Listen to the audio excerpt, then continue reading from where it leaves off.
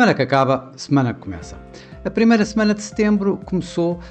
com os mercados a olhar essencialmente para os dados económicos que vinham dos Estados Unidos da América e ainda com uma aceleração nas expectativas de redução de taxas de juro por parte da Reserva Federal. Uma semana que até começou bastante calma, com um feriado nos Estados Unidos, o Dia do Trabalhador, mas que rapidamente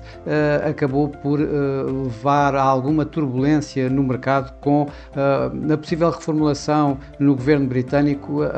pôr dúvidas aos investidores relativamente à dívida pública britânica, levando-a a máximos deste século, máximos que não se viam desde 1998, nas yields obrigacionistas de longo prazo, que arrastou consigo todas as outras, desde as treasuries norte-americanas, às bunds alemãs ou às JGBs no Japão. Isso acabou por dar aqui assim algum início de semana um pouco mais turbulento, com alguma aversão ao risco a surgir. No entanto, os mercados estavam bem focados nos dados económicos que iriam sendo divulgados nos Estados Unidos, nomeadamente as JOLTS, as vagas de emprego, que saíram ligeiramente abaixo do esperado, nos 7,18 milhões de novas vagas. O ADP, que acabou por cair para 54 mil novos postos de trabalho no emprego privado, caindo de 106 mil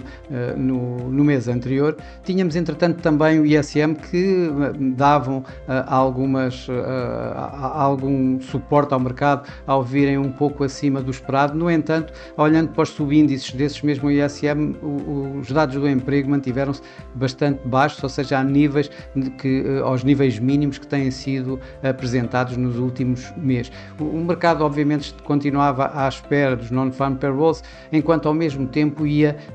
acelerando as expectativas de redução de taxas de juros, mas foram os non-farm payrolls que de facto tiveram um maior impacto em tudo isso, tanto nas expectativas como nos mercados em geral. Os non-farm payrolls acabaram por sair, portanto o número de novos empregos nos Estados Unidos no mês de agosto caiu para 22 mil, bastante abaixo daquilo que se esperava. Esperavam-se à volta dos 75 mil aproximadamente. A taxa de desemprego subiu de 4,2 para 4,3, em linha com aquilo que era esperado. As revisões, o mercado estava muito à espera das revisões dos meses anteriores. O mês anterior foi revisto ligeiramente em alta para 79 mil, mas o mês de junho foi revisto em baixa uma vez mais, indicando mesmo que houve uma perda de empregos em cerca de 13 mil durante esse mês de junho. As expectativas de redução de taxas nos Estados Unidos aceleraram bastante. Segundo a FedWatch Tool, o mercado está a contar agora praticamente com 100%, uma redução de 25 pontos na taxa de juro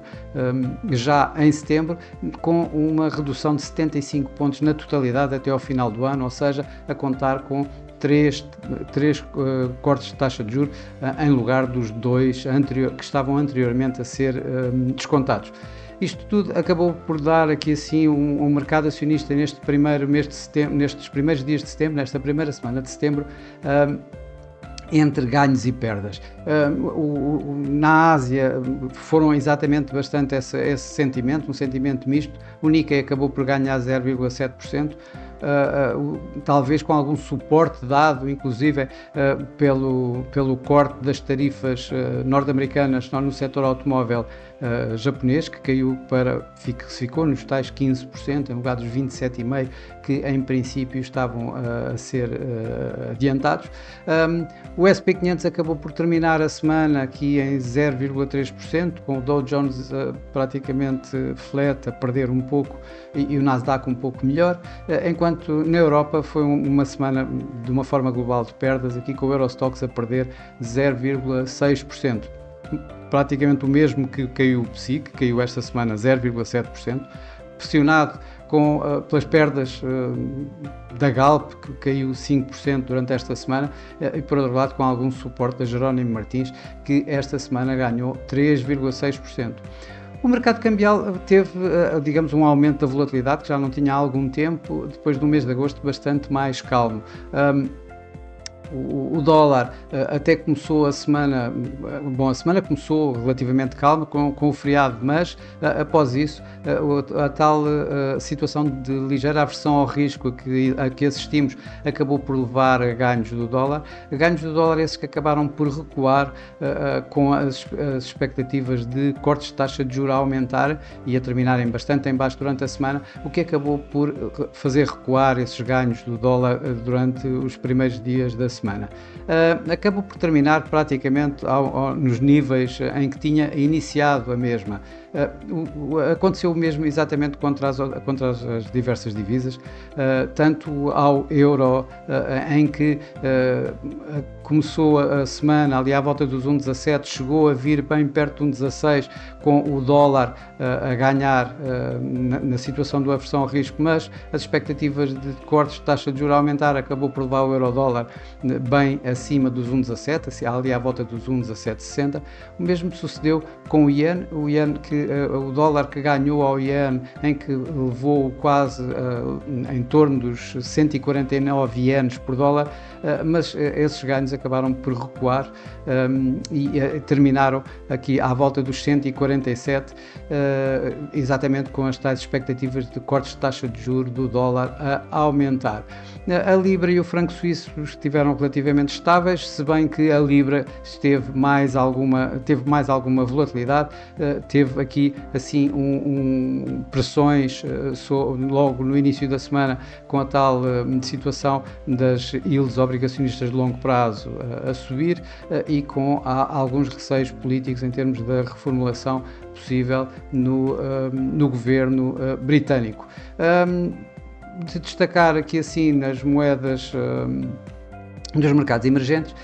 mais uma vez as perdas da lira turca, que continua a registrar mínimos tanto face ao dólar como face ao euro. No mercado de commodities, o grande ganhador obviamente foi mais uma vez o ouro que chegou a fazer um novo máximo de sempre nos 3.600 dólares por onça, ganhou esta semana aqui quase 4%, isto com a situação de no início da semana alguma aversão ao risco e depois as expectativas de redução de taxas de juros a darem aqui assim algum suporte ao próprio ouro. Por outro lado, os preços do petróleo negociaram em perdas, negociaram pressionados logo no início da semana, com os mercados a olharem para a possibilidade da OPEP voltar a aumentar a sua produção, colocando aqui assim mais pressão sobre o próprio preço do petróleo, isto numa altura em que os inventários norte-americanos continuam a aumentar, nomeadamente as reservas em Cushing. Isto acabou por levar o Brent aqui a perder cerca de quase 4%, e com o Brent a negociar novamente, ali a chegar a negociar abaixo dos 66 dólares por barril. Esta semana que vai começar é uma semana que os mercados vão estar uma vez mais a olhar para os tais dados económicos norte-americanos, nomeadamente a inflação, e ainda, obviamente, para a primeira reunião dos bancos centrais depois de vir de período de férias, como vai ser a do Banco Central Europeu. Uma semana que provavelmente irá começar com a situação a desenvolver-se relativamente à multa que a Comissão Europeia colocou à Google no final da semana passada em cerca de 3 mil milhões de euros, e com Donald Trump, digamos, a prometer de alguma forma alguma retaliação, ou pelo menos a tentar combater exatamente as tais multas injustas que ele aponta relativamente à Europa, que a Europa faz às tecnológicas norte-americanas. Também, logo no início da semana, provavelmente vamos ter aqui assim mais alguma instabilidade política em França, com o primeiro-ministro francês a apresentar a moção de confiança, que poderá ser chumbada, as probabilidades são elevadas para um chumbo dessa moção de confiança e que poderá abrir aqui mais uma crise governativa em França, colocando pressões tanto nos mercados acionistas como na divisa europeia, no euro. Mas, efetivamente, os mercados vão estar bastante a olhar para o que se vai passar uma vez mais com os dados norte-americanos, os dados económicos norte-americanos esta semana, nomeadamente a inflação, que é o último grande número antes da Reserva Federal, da reunião da Reserva Federal dos Estados Unidos. O mercado está à espera de uma subida nos preços a nível mensal de 0,2 para 0,3. Está à espera de uma inflação a subir de 2,7 para 2,9, com a inflação subjacente a manter-se nos 3,1%. Provavelmente isto vai continuar a aumentar as expectativas de redução de taxas de juros na Reserva Federal, que pode ou não, conforme a situação se der aqui assim em termos destes novos dados da inflação, dar aqui assim mais pressões sobre o próprio dólar. Isto numa semana que vai terminar depois com os dados da Universidade de Michigan, também importantes, principalmente na confiança do consumidor, que poderá ditar de alguma forma como é que a economia norte-americana seguirá e se isso poderá de alguma forma ainda aumentar mais as expectativas do mercado relativamente a reduções de taxa de juros. Obviamente que o grande evento da semana é a reunião do Banco Central Europeu, numa decisão que aparentemente parece fácil, em que deverá manter o status quo, deverá manter as atuais taxas de referência, mas onde os mercados vão estar essencialmente a olhar para as projeções futuras e para a comunicação de Christine Lagarde, que deverá ser de alguma forma contida, continuando a não dar ou não abrir aqui qualquer orientação futura, colocando tudo em aberto e continuando dependente, ou mostrar-se dependente dos dados que vão saindo para decidir sobre as próximas reuniões e as próximas taxas de juros até ao final do ano, onde o mercado já não espera uma alteração até lá, ou pelo menos no máximo um novo corte de taxa de juros por parte do Banco Central Europeu. Bom, e por esta semana é tudo. Desejo a todos uma boa semana, bons negócios. Eu, por mim, estarei por cá para a semana, uma vez mais, com mais um Semana que Acaba, Semana que Começa. Até lá!